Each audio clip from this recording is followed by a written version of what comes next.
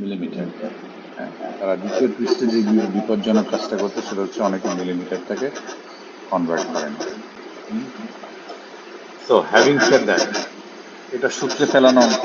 তোমাদের উত্তর কি কারো এই 15 মিলিমিটার রাইজ আর মার্কারির ক্ষেত্রে 6.68 মিলিমিটার ডিপ্রেশন আমার সাথে কি উত্তরটা মিলাইতে পারো? যারা অঙ্কগুলো করতেছো তারা কি উত্তরটা মিলাইতে পারো? এমন কি কেউ আছে যে মিলছে? কে বললো মিলছে? আচ্ছা, আনাস আনাস এবং জাকারিয়া কি বলে সত্যি সত্যি মিলছে? ওকে, পারফেক্ট। আচ্ছা, ওকে। আর কেউ কি আছে এখানে যে অঙ্কটা করে মিলাইতে পারতেছো?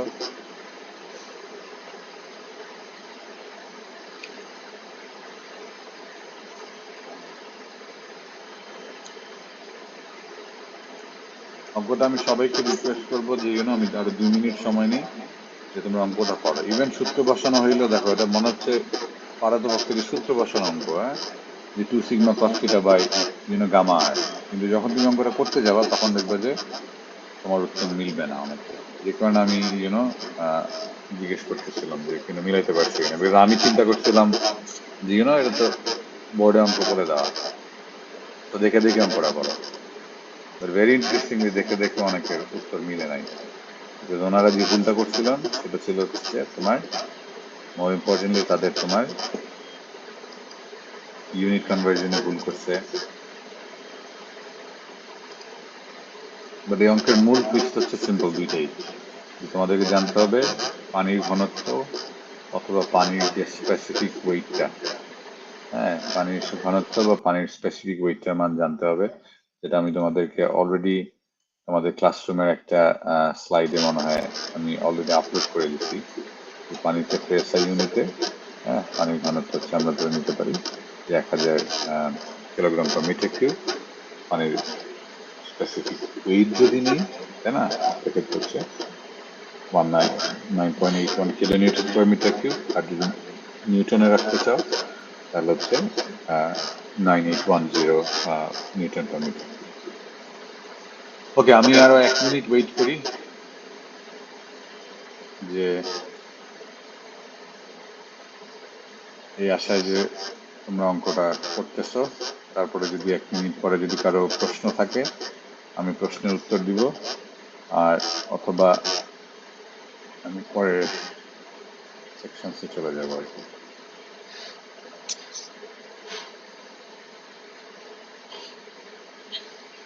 পরে ম্যাথে চলে যাবে, নট সেকশন। আর কি এমন কেউ আছে যে উত্তর মিলাইতে পারতেছো বা উত্তর মিলে গেছে যারা করতেছো?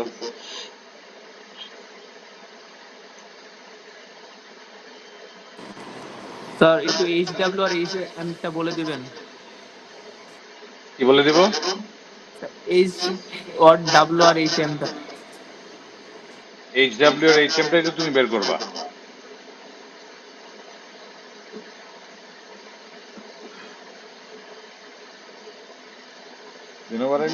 তোমার তো কাজই হচ্ছে এই দুটা বের করা।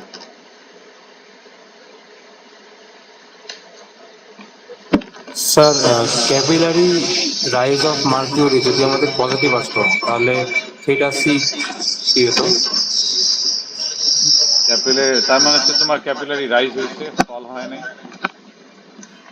না স্যার, জাস্ট কিউরিওসিটি থেকে বলতেছি যদি পজিটিভ হতো তাহলে কি করতাম। যদি তোমার যেটাই বললাম যে যদি তোমার ক্যাপিলারির মানে এইচ এর মানটা যদি তোমার পজিটিভ আসতো তার মানে হচ্ছে তোমার রাইজ হচ্ছে, ফল হচ্ছে না। ফল হইলে আমরা এটাকে নেগেটিভলি বলি, হ্যাঁ, ক্যাপিলারি ফল। থ্যাংক আচ্ছা ইউ। কিউরিওসিটি থেকেই বইলো, হ্যাঁ, স্যার, কিউরিওসিটি থেকে বইলো। তখন সেটা কি জিরো হবে নাকি অন্য কিছু হবে? যেমন ধরো এখানে তোমার ফর এক্সাম্পল মার্কারির ক্ষেত্রে এই থিটাটাই কিন্তু ডিটারমাইন করে দিচ্ছে যে তোমার মানটা নেগেটিভ, তাই না? এবং তুমি যদি এখানে যদি তোমার মার্কারির ক্ষেত্রে যদি সত্যিকার ধরো হাইপোথেটিক্যাল কেস যে আমি মঙ্গল গ্রহেতে আমি জানি যে মার্কারির ক্যাপিলারি রাইজ হয়, তাহলে তোমার থিটাটা অবশ্যই 90 ডিগ্রি কম হবে। তোমার জীবনটা আর মার্কারি আর ওয়াটারের মধ্যে থাকবে না, আরো অনেক লিকুইড নিয়ে তোমরা ডিল করবা, হ্যাঁ। সো রাশনালিটি হচ্ছে এইটা, যে যদি ওটা ডিপ্রেশন হয় তাহলে থিটাটা মাইনাস হইতে হবে, যদি তুমি অঙ্কের হিসাবে চিন্তা করো। আদারওয়াইজ তো তুমি সেখানে মাইনাস কত থাকে না, এই বেটার নাম কি, জেমস জুরিনের সূত্রে তো ভুল প্রমাণ করে দিবা। ঠিক আছে, করে দিতে পারো কিন্তু, হ্যাঁ। বাট যে প্রশ্নটা করছো কিউরিয়াসিটি থেকে, তাদেরকে আমি বলবো যে ডেফিনেটলি কিউরিয়াসিটি থেকে আমাকে প্রশ্ন করো, because curiosity is the door for wisdom. তোমার মধ্যে উইজডম ঢুকবে হচ্ছে কিউরিয়াসিটি থেকে, আর কিউরিয়াসিটিও চলে গেলে তোমার আর থাকে না, you become a machine. Anyway, I hope যে তোমরা, এটা খুবই স্ট্রেট ফরওয়ার্ড অঙ্ক, I hope you are able to do it. আর যারা করতে পারো নাই, তারা যারা করতে পারছে তাদের থেকে বুঝে নিও। বাট যে অঙ্কটা আমি the only two twists in this math is, number one, you gotta know the specific weight of water, and you gotta know the its mercury is 13 times thicker, heavier than water. And the other is that the diameter is in millimeters units. So you have to convert, either keep all of them in millimeter or convert them all in meter. This is a very important অঙ্ক। এই অঙ্কটা তোমাদের একটু বোঝাটা জরুরি, কারণটা হচ্ছে যে এই অঙ্কটা আমি, বা এই টাইপের অঙ্ক আমি পরীক্ষায় দেওয়ার চেষ্টা করি। হ্যাঁ, এই অঙ্কটা বোঝাটা জরুরি, কারণ এই অঙ্কটা বুঝলে তুমি ভিসকোসিটি থিওরি বুঝে গেছো। ভিসকোসিটি থিওরি বুঝে গেছো। অঙ্কটা আসি, অঙ্কটাতে যেমন ধরো তোমাদের বলেছে a fluid has a dynamic viscosity of 0.5 poise। হ্যাঁ, তোমাদের যাদের মনে আছে, ডাইনামিক ভিসকোসিটি হচ্ছে অ্যাবসলিউট ভিসকোসিটি, যেটা ইউনিট ছিল পয়েস। ভিসকোসিটি পয়েস, ঠিক আছে, এটা হচ্ছে টাউ বাই শিয়ার স্ট্রেস। শিয়ার স্ট্রেসটা হচ্ছে টাউ, হ্যাঁ, আর ভেলোসিটি গ্রেডিয়েন্ট। এই পয়েসটাকে তুমি newton second per metre square দিয়ে রাখতে পারো। এই জিনিসগুলো তোমাকে যেমন বুঝতে হবে, জানতে হবে। তো অনেকে দেখবে যে প্রশ্ন পরীক্ষা দিয়ে বেরোবে, বলবে যে ফাটায় ফেলাইছে, খুব ভালো হয়েছে, বাট দেখবে যে হয়তো মার্কসটা ভালো পায়নি, কারণ সে ওই জিনিসগুলা বুঝে নেয় বলে। বাট এনিওয়ে, তো বলে দিলে যে ফ্লুইডটা আছে তার ডায়নামিক ভিসকোসিটি বলা। আমি এই প্রশ্নের ক্ষেত্রে বদলে বলতে পারি যে কাইনেমেটিক ভিসকোসিটি বলে দিলাম, যেহেতু এটা পানি বলে বললাম যে এটা কাইনেমেটিক ভিসকোসিটি আছে, তাই না? তো তখন তোমার ক্ষেত্রে যেটা করতে হবে, তোমার জানতে হবে পানির ঘনত্ব, তাই না? সেই ধরনের কিছু ছোটখাটো ট্রিক্স আমি পরীক্ষায় দিতে পারি, বা বাস্তব জীবনেও আসতে পারে। এনিওয়ে, সো ডায়নামিক ভিসকোসিটিটা জানি। এখন বললো যে ক্যালকুলেট দ্য ভেলোসিটি গ্রেডিয়েন্ট, ছোট ছোট করে কি জায়গায় বললো calculate the velocity gradient. Velocity gradient মানে হচ্ছে ডিইউ বাই ডিওয়াই, তোমাদের যাদের মনে আছে। And the intensity of shear stress, তার মানে হচ্ছে শিয়ার স্ট্রেসের ইন্টেন্সিটিটা বের করো, যেখানে বললো শিয়ার স্ট্রেসটা টাউ। আমরা জানি সূত্র অনুযায়ী, আমাদের যা প্যাকেটে আছে বা পকেটে আছে, হ্যাঁ, যে tau equals mu into du by dy, বা তোমার মিউ বা ডাইনামিক ভিসকোসিটি ইকুয়ালস শিয়ার স্ট্রেসকে যদি তুমি ভেলোসিটি গ্রেডিয়েন্ট দিয়ে ভাগ করো, তাহলে তুমি ভিসকোসিটি পাও। যে ভিসকোসিটিকে আমরা বলি ডাইনামিক ভিসকোসিটি। তাহলে বলে তোমার শিয়ার স্ট্রেসটা বের করতে হবে। তো ফার্স্ট গিভেন হচ্ছে তোমার মিউ দেওয়া এত পয়েস। সেকেন্ড তোমার যেটা বলা আছে যে ভেলোসিটি গ্রেডিয়েন্টটা বের করো ডিইউ বাই ডিওয়াই, এবং তোমার শিয়ার স্ট্রেসটা বের করো। বাট এখানে টুইস্ট হচ্ছে অ্যাট দ্য বাউন্ডারি, তার মানে ফ্লুইডের মাঝে না, অ্যাট দ্য বাউন্ডারিতে, if the fluid is filled between two parallel plates. তার মানে ফ্লুইডটা দুইটা প্যারালাল প্লেটের মাঝখানে তুমি রাখছো 5 সেন্টিমিটার অ্যাপার্ট। তার মানে এই ডিস্টেন্সটা ওয়াইটা হচ্ছে 5 সেন্টিমিটার অ্যাপার্ট। এর মধ্যে বললো and one plate is moving at a velocity of 1 meter per second and the other plate is stationary. আমরা যখন ভিসকোসিটির সূত্র প্রমাণ করছিলাম, তখন আমরা নিউটনস ল অফ ভিসকোসিটি, তখন আমরা কিন্তু ধরে নিয়েছিলাম যে একটা প্লেটের উপর শিয়ার স্ট্রেস দেওয়া আছে, বা একটা প্লেট মুভ করতেছে। So this plate is moving ধরে নিলাম। হ্যাঁ, এই ছবিটা আমি জাস্ট কপি পেস্ট করে এনে দিচ্ছি, পরীক্ষায় এই ছবিটা দিব না। হ্যাঁ, যে তোমাদের এখানে ওই যে যাদের কিউরিয়াস মানুষ বা যারা কল্পনা করবে, তারা ধরো প্রশ্নটাকে ছবির মধ্যে চোখের সামনে চলে আসবে তাদের, যে তোমার ফ্লুইডটা is filled between two parallel plates, যেখানে ওরা 5 সেন্টিমিটার অ্যাপার্ট, এবং one fluid is moving at a velocity of 1 meter and the other plate is stationary. So ওই ফ্লুইডের যে দুইটা প্যারালাল প্লেটের মধ্যে আছি, এর মধ্যে একটা প্লেট মুভ করতেছে আর আরেকটা প্লেট স্টেশনারি, তাই না? সো আমরা ফ্লুইডের ক্ষেত্রে দেখছিলাম যখন আমরা নিউটনের ল অফ ভিসকসিটিকে আমরা প্রমাণ করতে চাইছিলাম বা যখন আসছিল তখন তোমাদের মনে আছে যে আমার ভেলোসিটি যে গ্রেডিয়েন্টটা বলে একটা টার্ম শিখছিলাম যেটা ছিল ডি ইউ বা d velocity by d x বা ডি ওয়াই, তার মানে যেই ডিরেকশন সেটা এক্স হোক ওয়াই হোক বা অন্য যে কোনো ডিরেকশন তুমি নাও না কেন। সো এটা আমি তোমাদেরকে একটু বেসিকটা আবার আগাই, কারণ কেন আমরা ভেলোসিটি 30 মাইল পার বেগে যাচ্ছে না বলে আমরা ডিইউ বাই ডিওয়াই দিয়ে এক্সপ্রেস করি, যখন আমাদের ডিইউ বাই ডিওয়াই বা ডিইউ বাই ডিএক্স বা du by d I don't know c whatever direction, তার মানে হচ্ছে সি হোক ওয়াই হোক এক্স হোক ওই ডিরেকশনে যে ভেলোসিটিটা প্রতিটা instance actually is not uniformly increasing, প্রতি মুহূর্তে পরিবর্তনশীল। এই জন্য আমরা একটা সূত্র দিয়ে এক্সপ্রেস করি। সেখানে বললো যে assume the distribution of velocity is u equals 100 minus k 5 minus y square। হ্যাঁ, তো তোমরা যারা লিখতেছো তাদের জন্য হচ্ছে আমাদের ভিসকসিটির মান দেওয়া আছে, ফ্লুইডটা যে দুইটা প্লেটের মাঝখান হয়ে যাচ্ছে তাদের দূরত্ব দেওয়া আছে, উপরের প্লেটটা বলতেছে বা যে কোনো একটা প্লেট মুভ করতেছে 1 মিটার পার সেকেন্ডে, আরেকটা প্লেট স্টেশনারি, তার মানে আমরা টপ বা বটম বা তোমার এই প্রথম প্লেটটার ভেলোসিটি ইউটা জানি, আর আরেকটা প্লেট যেটা সেটার ভেলোসিটি আমরা জানি 0, এবং বললো ভেলোসিটি ডিস্ট্রিবিউশনটা এই সূত্র দিয়ে এক্সপ্রেস করতে পারতেছে, তাই না? যেহেতু আমার ভেলোসিটিটা উইদিন দ্য ফ্লুইড একটা এরকম একটা অতিভুজের ইকুয়েশন ফলো করবে, তাই না? সেরকম একটা ইকুয়েশন দিয়ে আমি ওকে এক্সপ্রেস করতে পারি। ওকে, সো তাহলে আমাদের এখানে বের করতে হবে হচ্ছে তোমার শিয়ার স্ট্রেসটা কত আর ভেলোসিটি গ্রেডিয়েন্টটা কত। তার মানে আমাদের টাও বের করতে হবে এবং ডিইউ বাই ডিওয়াই বের করতে হবে অঙ্কে। হ্যাভিং সেড দ্যাট আমরা মিউ এর মান অলরেডি জানি, কিন্তু বাকি দুইটা ভ্যারিয়েবল আমরা জানি না। এখন তুমি দেখো ডিইউ বাই ডিওয়াই যেটাকে আমরা ভেলোসিটি গ্রেডিয়েন্ট বলছি সেটা আমরা কিভাবে পাচ্ছি? তো তুমি যদি এই ইউ এর ভেলোসিটির যে ইকুয়েশনটা দেওয়া সেটাকে তুমি যদি y এর সাপেক্ষে, যেহেতু it's a function of y, this function এই ইকুয়েশনটা is a function of y, তার মানে হচ্ছে ইউটা y এর সাপেক্ষে বদলাচ্ছে, তাই না? তার মানে হচ্ছে আমি যদি একে এখন ডিফারেন্সিয়েট করি ডিইউ বাই ডিওয়াই করি তাহলে আমি একটা ইকুয়েশন পাবো যেখানে আমি ভেলোসিটি গ্রেডিয়েন্টের মান পেয়ে যাব। একটাই প্রবলেম, এই কেটা কোত্থেকে আসলো? কে এর মান তো জানি না, কে কি কনস্ট্যান্ট নাকি কে variable, that I do not know. আমি জানি যে ডিইউ বাই ডিওয়াই করলে যাদের ক্যালকুলাসের বেসিক্সটা বা ক্যালকুলাসের প্র্যাকটিসটা যাদের মনে আছে, তাই না, তারা জানো যে ইকুয়েশনটাকে খুব ইজিলি আমরা ডিফারেন্সিয়েট করতে পারবো, কিন্তু কি এটা এখানে আমাদের জন্য ঝামেলা করে দিচ্ছে।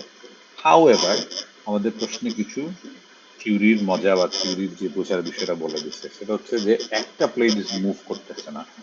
আমি যদি চিন্তা করি যে ওয়াই ডিস্টেন্সটা এখান থেকে শুরু হচ্ছে এবং এই প্লেটটা মুভ করতেছে না, just like the way the diagram prepared for the law derivation, তুমি ওইভাবেই চিন্তা করেন, অন্যভাবে উল্টা দিকে করতে পারো, বাট সহজ উপায় আমি যাই।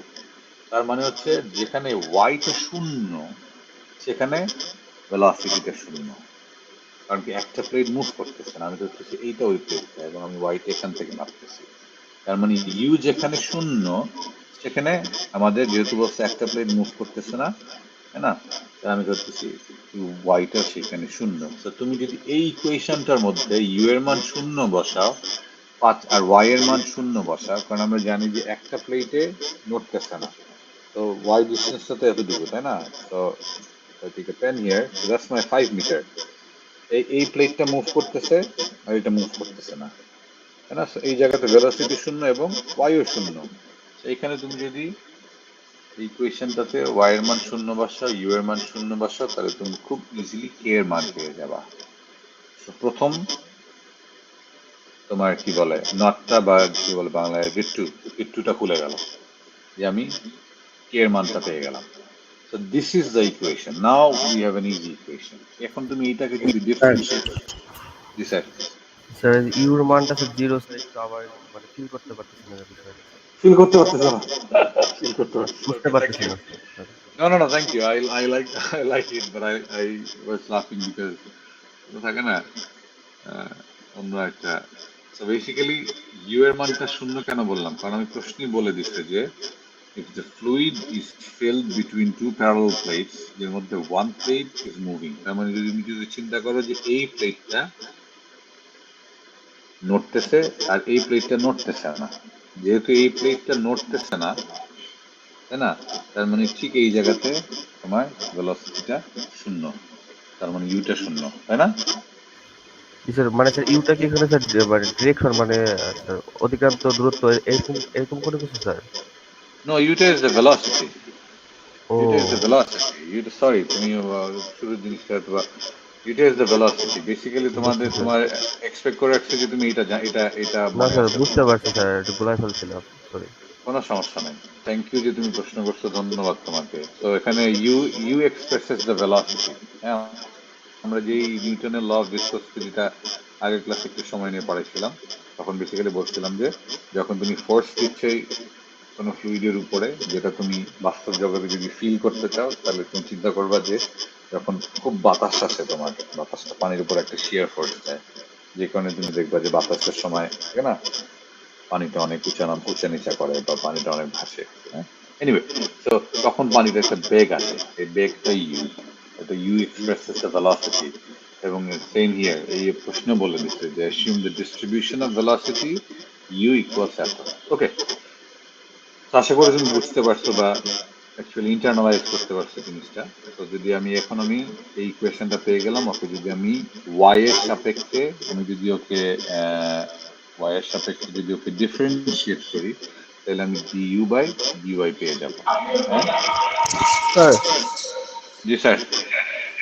স্যার ওয়াই স্যার জিরো ধরছেন স্যার, এটা কিভাবে স্যার ওয়াই জিরো ধরলেন? ওয়াই তো স্যার দুইটা প্লেটের মধ্যে ডিস্টেন্স ইয়েস, এইটা না? সো তুমি ধরো ডিস্টেন্সটা মাপতেছো ফার্মগেট থেকে মিরপুরে, সো যদি ফার্মগেট থেকে মাপা শুরু করো, ওয়াই এর মানটা ফার্মগেটে শূন্য না? জি স্যার, বুঝতে পারছি।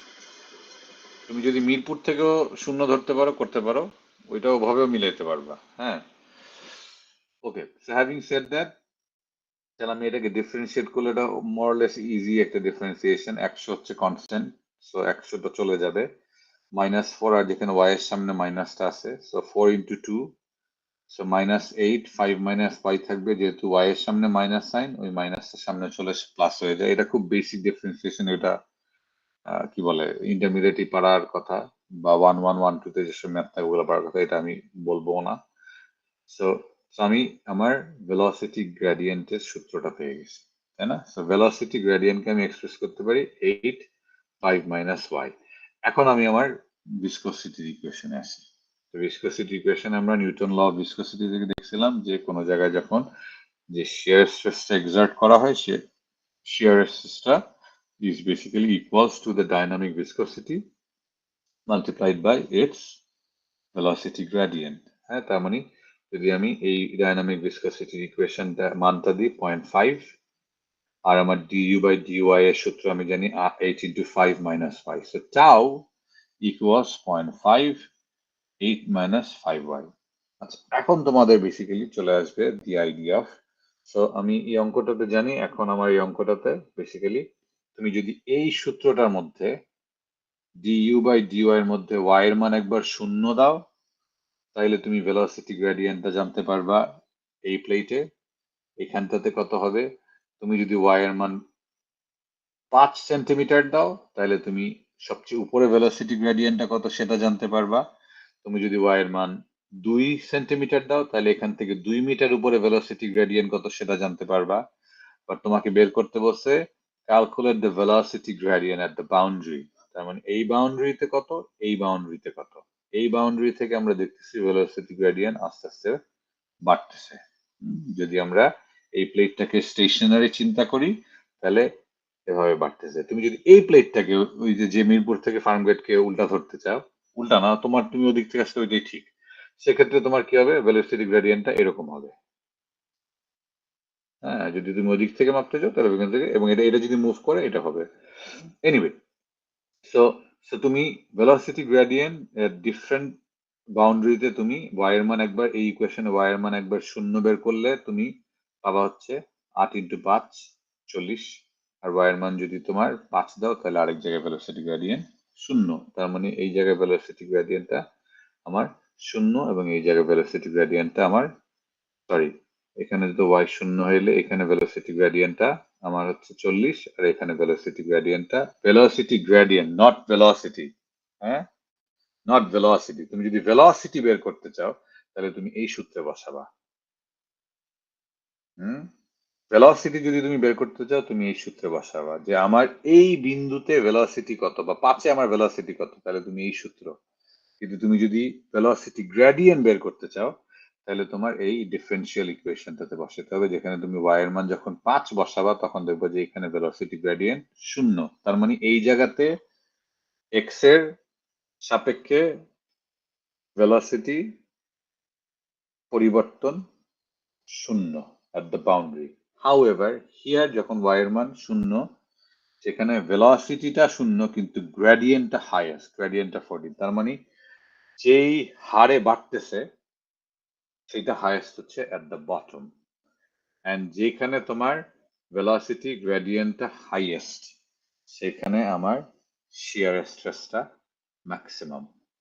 তো তুমি যদি এখানে y এর মান শূন্য বসায় দাও তাহলে তুমি at the boundary-তে তোমার শিয়ার স্ট্রেসটা পাবা, আবার y এর মান যদি 5 বসায় দাও এখানে তাহলে তুমি at the top-এ মানে শিয়ার স্ট্রেসটা পাবা। That solves the problem. অঙ্ক শেষ। সো এখানে উত্তরটা ডাইন পার সেন্টিমিটার লেখা, আমি ডাইনের একটা কনভার্সন করে রাখছি।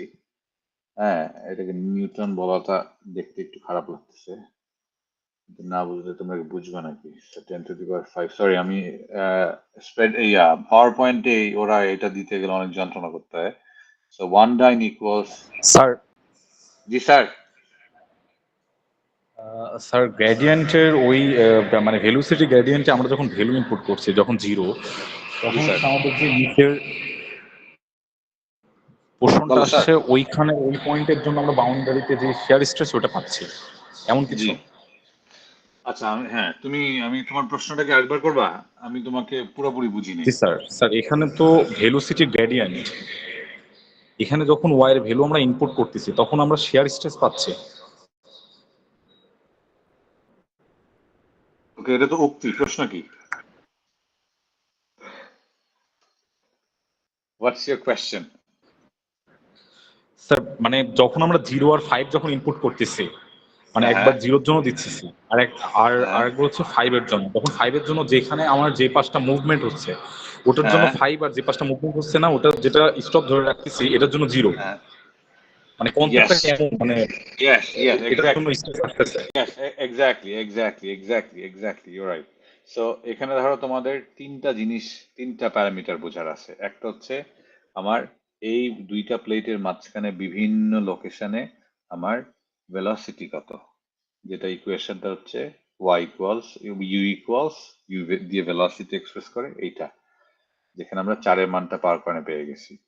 দ্বিতীয়ত হচ্ছে এই দুইটা প্লেটের মাঝখানে প্রত্যেকটা পয়েন্টে কোথায় ফ্লুইডের ভেলোসিটি গ্রেডিয়েন্ট কত, তার মানে হচ্ছে কোন পয়েন্টে ফ্লুইডের ভেলোসিটি কত হারে বাড়ে বা কমে, that is express to this equation, du by dy equals 8 into 5y। এই সূত্র দিয়ে তুমি এক্সপ্রেস করতে পারবা। আর আমরা নিউটনস ল অফ ভিসকসিটি দিয়ে জানি যে শিয়ার স্ট্রেসটা, তুমি যদি ওই পয়েন্টে পানির শিয়ার স্ট্রেসটা তুমি চিন্তা করতে চাও তাহলে সেটা হচ্ছে mu into du by dy। So এই তিনটা ইকুয়েশন দিয়ে তুমি এই প্লেটের ভিতরে যে কোনো বিন্দুতে তুমি ভেলোসিটি গ্রেডিয়েন্ট এবং শিয়ার স্ট্রেস বের করতে পারবা। এই প্রশ্ন বলে দিচ্ছে তোমাকে শুধু দুইটা বাউন্ডারিতে বের করতে। সো বাউন্ডারিতে বের করার জন্য আমি ধরে নিচ্ছি যে যেই প্লেটটা নড়তেছে না সেখান থেকে আমি মাপতেছি, তো সেখানে y ইকুয়াল 0, আর যেখানে নড়তেছে সেখানে শেষ মাথায় হচ্ছে y ইকুয়ালস 5। ঠিক আছে, সেই জন্য আমি বললাম যে ম্যাক্সিমাম শিয়ার স্ট্রেসটা অকার করতেছে y যেখানে 0। এটা তুমি যদি ইভেন তোমাকে থিওরিটিক্যালি এক্সপ্রেস করতে চাই তাহলে তুমি দেখো আমার ভেলোসিটি গ্রেডিয়েন্ট যেখানে হাইয়েস্ট সেখানে আমার শিয়ার স্ট্রেস অফ হাইয়েস্ট। এই সূত্রে তুমি যদি দেখো এটা ভেলোসিটি গ্রেডিয়েন্টের সূত্রে y এর মান যখন 0 হ্যাঁ, ওয়াই এর মান যখন শূন্য তখন ভেলোসিটি গ্রেডিয়েন্টটা হাইয়েস্ট, বিকজ 8 ইকুয়ালস 8 ইন্টু 5 40 হয়। তার মানে ভেলোসিটি গ্রেডিয়েন্টটা এইখানে সবচেয়ে বেশি। তার মানে এই শূন্য লেয়ার থেকে ওর ভেলোসিটির হার, পরিবর্তনের হার সবচেয়ে বেশি। এটা যদি তুমি একটু বাস্তব জীবনে আনো তাহলে দেখবা যে গরিব দেশগুলোতে তোমার জিডিপি প্রবৃদ্ধির হার অনেক বেশি। যেমন আমাদের আগের সরকারি আমলে বলতো যে আমাদের জিডিপি প্রবৃদ্ধি হলো 7%, 8%, এখন বলতেছে 6.5%। আগের আগের সময়গুলোতে যেগুলা ডেটা দিছিল ওগুলো আসলে বিশ্বাসযোগ্য কিনা জানি না। তো বাংলাদেশের মতন একটা দেশে বলতেছে যে আমাদের জিডিপি প্রতি বছর আমরা 6%, 7% করে আমাদের বাড়তেছে। তো জিডিপি বলতে বোঝায় যে একটা রাষ্ট্রের ওভারঅল আউটপুট, যদি সহজ ভাষায় বোঝাও টাকার আউটপুট হোক, এটা অনেক ভাবে আনা যায়, শ্রম দিয়ে, সময় দিয়ে, এইসব ক্যালকুলেশনে আনা যায়। কিন্তু আমেরিকার ক্ষেত্রে বা ইংল্যান্ডের ক্ষেত্রে দেখা যাচ্ছে যে তোমার বলে যে জিডিপি গ্রোথ হয়তো বা 1% বা 2% বা আরো কম। এখন এটা শুনলে যে কোনো মাথায় হাত পড়তে পারে, কি হয় ইংল্যান্ডের জিডিপি 1%, 2% আর আমাদের 7%। এটা কারণ হচ্ছে যে আমাদের তো আমরা শুরু করতেছি আমাদের অনেক কম থেকে, আর ওদের তো অলরেডি বেশি। হুম। সো এই ইকুয়েশনটাতে তুমি যদি চিন্তা করো যে শিয়ার স্ট্রেসটা আর ভেলোসিটি গ্রেডিয়েন্টটা সমানুপাতিক, ভেলোসিটি গ্রেডিয়েন্ট যত বেশি হবে শিয়ার স্ট্রেস তত বেশি হবে। এবং আমরা এই সূত্র থেকে দেখতে পারতেছি যে ভেলোসিটি গ্রেডিয়েন্টটা হাইয়েস্ট হচ্ছে যখন ওয়াইটা লোয়েস্ট। এবং তুমি যদি, এটা তো থিওরিটিক্যালি আমি সূত্র সাপেক্ষে তোমরা বুঝে যাচ্ছে এটা বাড়তেছে কমতেছে। আর তুমি যদি ফিজিক্যালি ওই যে বলছে স্যার ফিল করতে চাই, ফিল করার কথা তুমি যদি চিন্তা করো, তাহলে যখন তোমার এইখানে তুমি এই ডিরেকশনে শিয়ার স্ট্রেসটা দিচ্ছ, এবং তোমাদের মনে আছে কিনা যখন ভিসকসিটি আমরা চিন্তা করছিলাম পানির অনেকগুলা লেয়ার আছে, তাই না? বা তুমি যদি এভাবে চিন্তা করো যে আমি এই এই দুইটা প্লেট এভাবে আছে, how can I do this, দুইটা প্লেট ধরো ফর এক্সাম্পল হিয়ার, এবং তুমি ধরো আমার এই রাইট হ্যান্ড যেটা, এইখানে তুমি শেয়ার স্ট্রেসটা দিচ্ছ এই ডিরেকশনে। তো প্রত্যেকটা লেয়ার, এই দুইটা আমার দুই হাতের মাঝে কলমটা যদি তুমি ছোট ছোট অসংখ্য প্যারালাল লেয়ার চিন্তা করো, প্রত্যেকটা লেয়ার তার নিচের লেয়ারটাকে চাপ দিবে, শিয়ার স্ট্রেসটা নিচের লেয়ারে যাবে, নিচের লেয়ারে যাবে, গিভেন দ্যাট সবচাইতে নিচের বা সবচাইতে শেষের যেই boundaryটা, which is here, we have the highest shear stress that is transmitted from the other layer of water. Anyway, so অঙ্ক আসলে বুঝে মানুষ কিন্তু করতে হয়, কারণ অনেক সময় বুঝে এক্সিকিউট করতে গেলে করতে পারে না। এবং এটার অনেক এক্সাম্পল আমার নিজের জীবনই আছে, বিং ভেরি অনেস্ট, যে অঙ্ক বুঝছি কিন্তু হয়তো ঠিক মতন প্র্যাকটিস করিনি, যে জন্য দেখা গেছে যে অঙ্কটাতে আমার লাগা উচিত ছিল 7 মিনিট ফুল মার্ক অ্যান্সার করার জন্য, সে অঙ্কটা আমার করতে লাগছে হয়তো বা 20 মিনিট। তো যে কারণে হয়তো বা আমি 10টা অঙ্কের জায়গায় 5টা অঙ্ক উত্তর করে বেড়ে আসতেছি, অথচ আমি বাকি 5টাও পারতাম। তো তোমরা যারা চিন্তা করতেছো যে এই অঙ্কটা, একটা অঙ্ক তোমাদেরকে আমি বুঝাইলাম, করাইলাম প্রায় 40 মিনিট সময় নিয়ে, কিন্তু পরীক্ষা হলে এই অঙ্কটার জন্য তোমরা হয়তো সময় পাবা অ্যাট ম্যাক্স 12 মিনিট, বা আরো কম পাবা। So how can you pull it off? এত কুইকলি অঙ্কটা কিভাবে করতে হবে when you practice?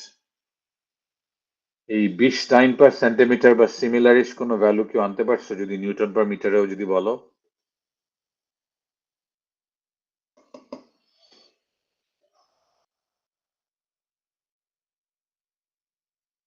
আচ্ছা, ধরে নিচ্ছি তোমরা পারছো বা বুঝছো, বা যারা বুঝো না এমন কেউ আছো যে স্যার বুঝি নেই?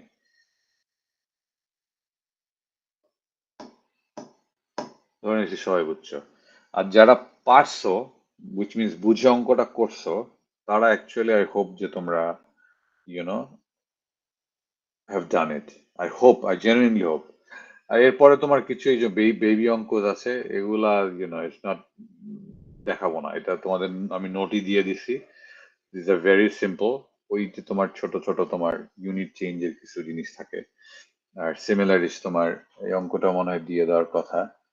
তো এগুলো সব দিয়ে দেওয়া আছে সেখানে। যেমন তোমাদের এই এই ম্যাথটার ক্ষেত্রে থাকে না তোমার বিভিন্ন, ধরো আগের অঙ্কটাতে তোমার যেমন ইকুয়েশন দিয়ে তোমার চেঞ্জ অফ ভেলোসিটি বলা হয়েছিল, এখানে যেমন ডিরেক্ট বলে দিছি কারণ কারণ এখানে বেসিক্যালি আমি একটা 2x2 প্লেট আছে, সো মোরলেস সিম্পলি অঙ্ক। সো এই অঙ্কটা আমি বলবো যে ইটস রাদার, আমার কাছে আই ফেল্ট ইস আমার পছন্দ, আমার এই অঙ্কটা খুব পছন্দ হয়েছে। কারণ হচ্ছে যে এই অঙ্কটা যে বুঝে করবে তাকে ভিসকোসিটি বুঝতে হবে, তাকে ভিসকোসিটি কিভাবে আমরা ভিসকোসিটির সাথে শিয়ার স্ট্রেসের সম্পর্ক করি সেটাও বুঝতে হবে, হ্যাঁ ওই যে ফিল করতে হবে।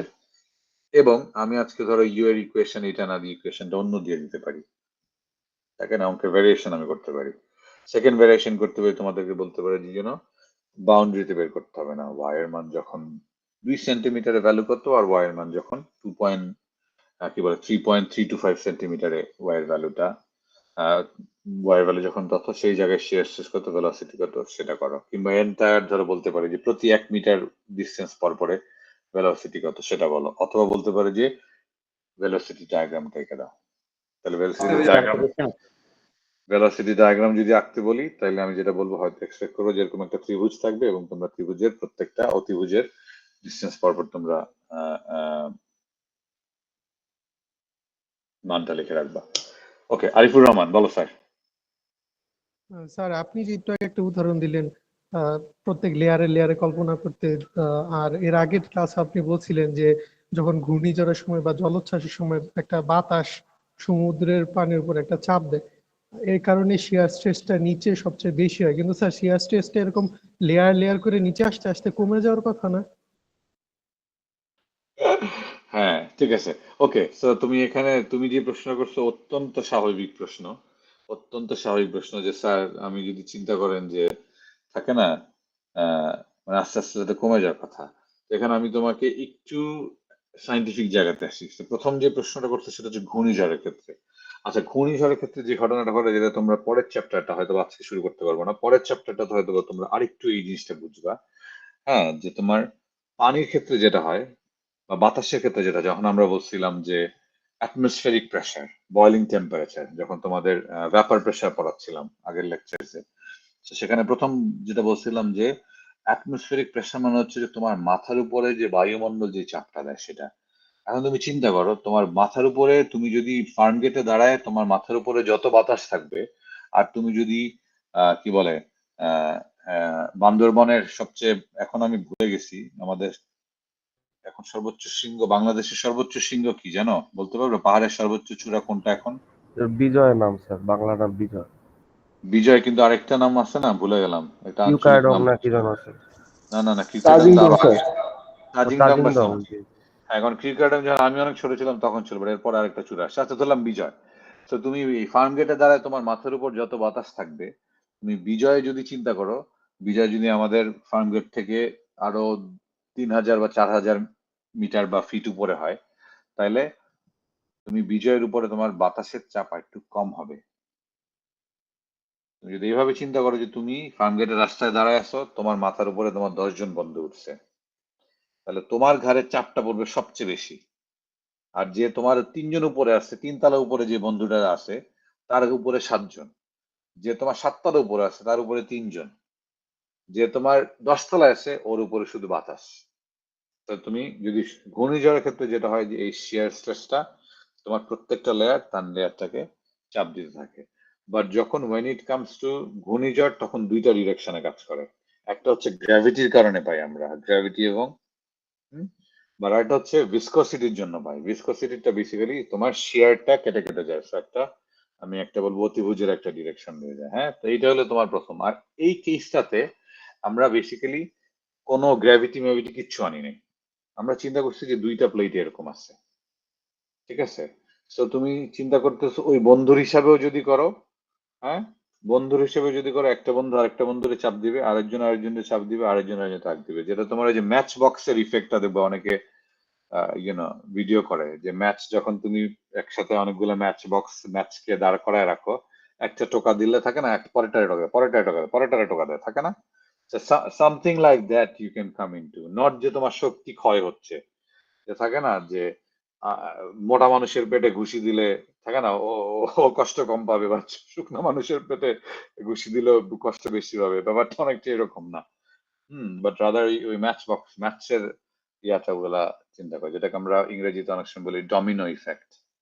হ্যাঁ, বা অনেক সময় ম্যাথমেটিশিয়ানদের একটা টার্ম আছে যেটা হচ্ছে যে তোমার what it is called butterfly effect বলে, বা এনার্কি থিওরি। এনার্কি থিওরি হচ্ছে তোমার আমি নিজেও যে খুব ভালো বুঝি তা না, কিন্তু আমি বেসিক্সটা জানি। এনার্কি থিওরি হচ্ছে যে তোমার I think was Japanese scientist যে এটা আবিষ্কার করছিল, যে তার হিসাব মতে পৃথিবীর এক প্রান্তে যদি কেউ একটা বাটারফ্লাই, যেটাকে বাটারফ্লাই ইফেক্ট বলে, এক প্রান্তে যদি একটা বাটারফ্লাই ফ্লিপস ইটস উইং, ও যদি ওর ডানাটা মেলে, তাহলে এই বাতাসটা শিয়ার যেতে যেতে যেতে জাপান, যদি পৃথিবীর তো গোল, তো জাপান যদি এই প্রান্ত হয়, তাহলে জাপানের ঠিক উল্টা দিকে এইখানটাতে যেটা আছে, বা ঠিক উল্টা দিকে যদি এই পর্যন্ত চিন্তা করো, তাহলে ওই বাতাসটা ক্যান ক্রিয়েট হারিকেন, মানে থাকে না হারিকেন, বা আমরা বলি cyclone. So that's mathematical theory, mathematician যে এটা ইয়া করছে, তোমরা লুক আপ করে দেখতে পারো। হ্যাঁ, বাটারফ্লাই ইফেক্ট, বা এনার্কি থিওরি। ওকে, সো দ্বিতীয় প্রশ্ন হচ্ছে ফাহিমুল হক ফাহিম, হাত উঠানো ছিল, বলো। স্যার আপনি বলছিলেন যে এই 2 মিটার পর পর বা 3.5 মিটার পরে এখানে আপনার ইফেক্টটা কি হবে, সেই ক্ষেত্রে আমরা ওয়াই এর জায়গায় ভ্যালুটা বসাই দিয়ে বাকিটা সেম নিয়মে করে যাব না? জি স্যার।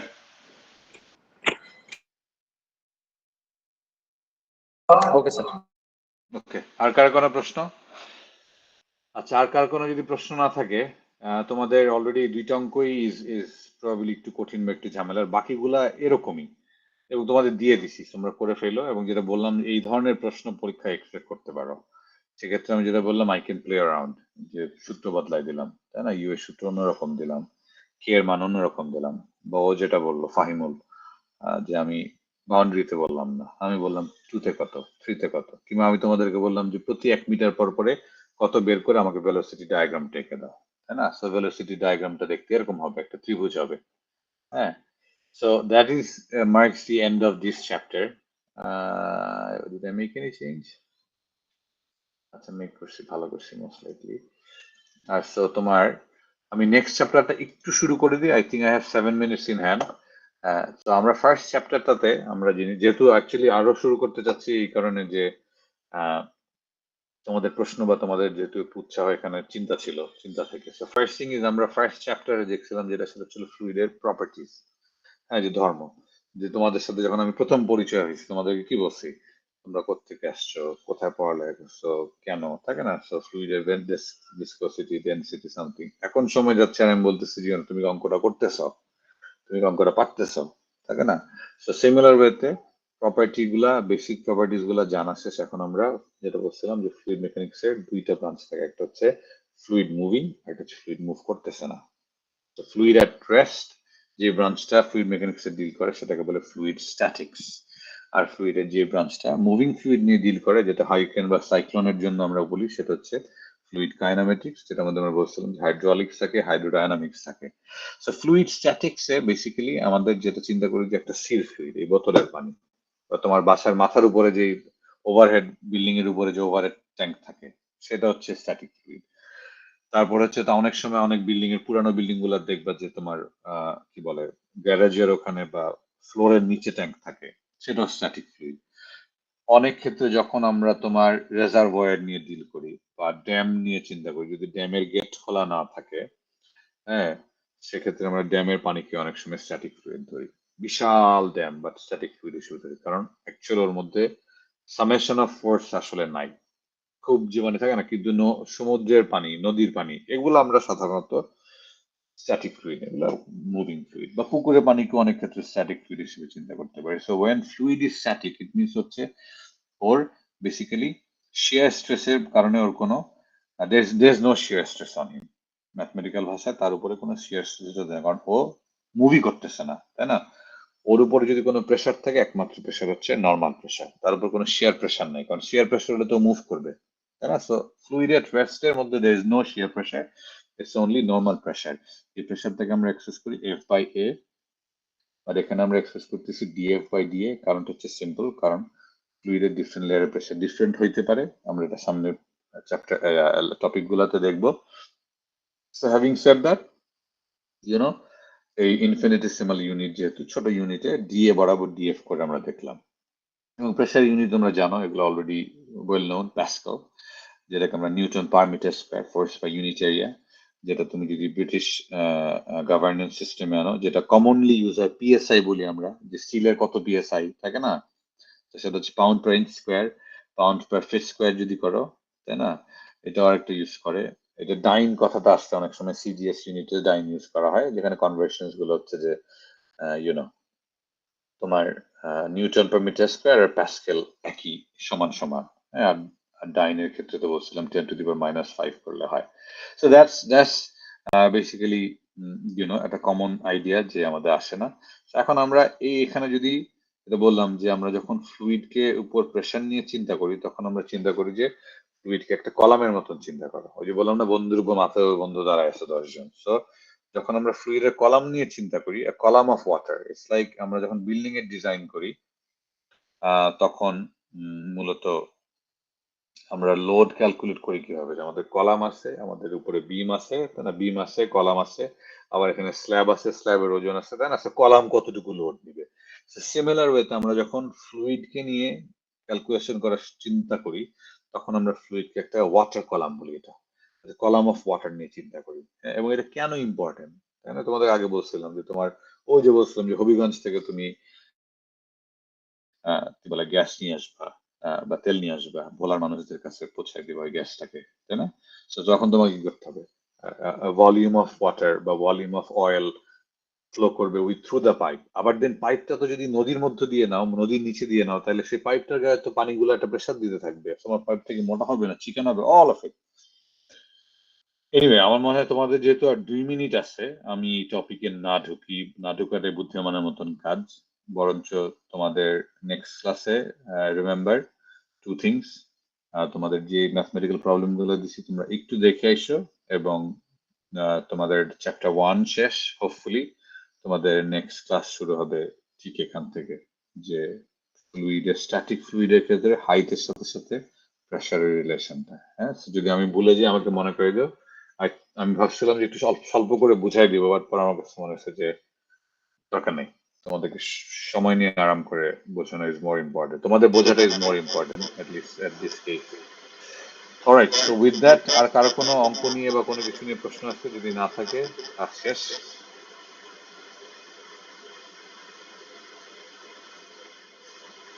Alright, thank you. এবং I see you when I see you, আমি জানি না তোমাদের নেক্সট ক্লাস হবে, তোমাদের দিন ভালো কাটুক।